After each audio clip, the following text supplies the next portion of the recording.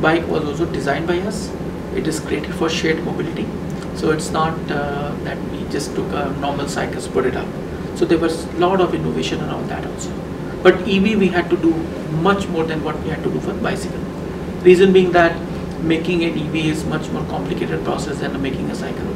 Second, with EV you also have to figure out how do you charge that.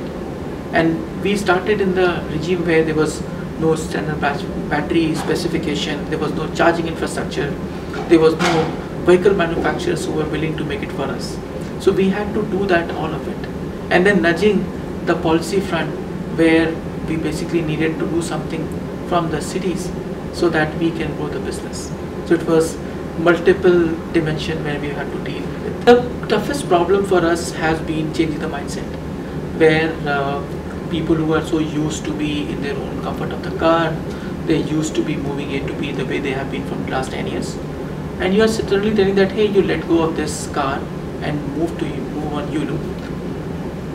People don't take that very easily, as you know. At the same time, what has helped us, because today the pain of finding, let's say, an Uber or Ola during office time is insanely crazy.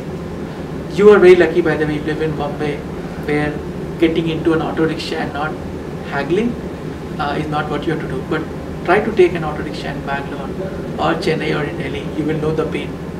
So from our perspective, our first set of users were the folks who had to go with this haggling or had to wait infinitely for on-demand taxi. So rather than they waiting for those vehicles to come, they said, I can take Yulu and in 15 minutes flat, I will cut down on the traffic and I'll get to my destination very, very quickly. And we were also very clear that we're not trying to solve all of the use cases. We were solving only for 0 to 5 kilometer distance use cases, where for you to make this behavior change was not very difficult. If I look at it, I think the need of urban mobility is only increasing. Look at the population of Bangalore, Mumbai, Delhi. It's only going up every year.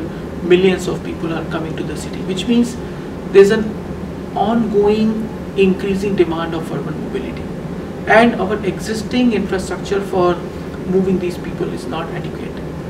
What government can do, they can keep on adding metro, which is happening as we speak in all big cities. Also bus systems, again you see some of the initiatives taken by the government. I think that's the right thing to do. Now we have a space where we have to solve for the short distance or what we call first mile and last mile. And if you look at, let's say, New Delhi, there are good companies that are trying to do something on, let's say, an e-rickshaw. There are companies where there's a bike taxi, where someone will ferry you, take you from A to B. What Yulu is doing, you're saying that, hey, most of us know how to ride a two-wheeler. We can provide you something at very convenient spots and you can pick vehicle from one spot and move it to metro or to your office areas.